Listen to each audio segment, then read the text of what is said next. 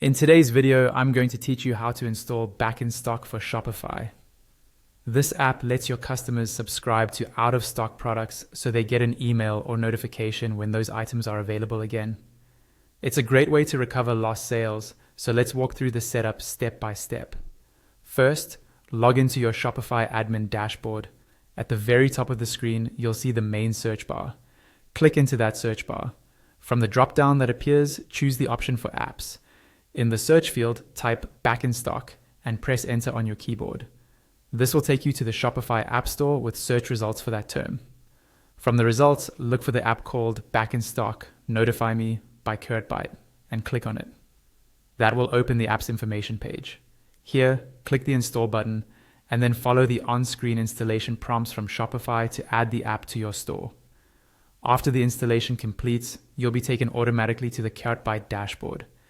At the top of this dashboard, you should see a button labeled either App Embed Settings or Enable App Embed.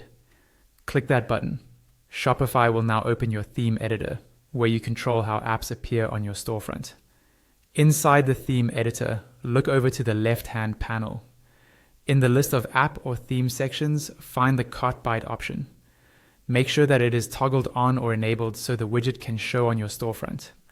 Once it's enabled, go to the top right corner of the editor and click Save to apply the changes to your theme. After saving, look back at the left panel again and click Manage App. This will take you back to the Kurtbyte dashboard where you can customize the widget. Now that you're back in the dashboard, look at the left-hand sidebar. Under the Kurtbyte section, find and click on Widgets. This is where you can fully edit your Back in Stock widget. You'll see options for placement, button position, button text, styles, and more. Take a moment to scroll down through all the available editing and styling options so the widget matches your brand and layout. The most important setting here is the checkbox labeled Enable Notify Me button on sold out products. Make sure this box is checked so the button actually appears on product pages when items are out of stock.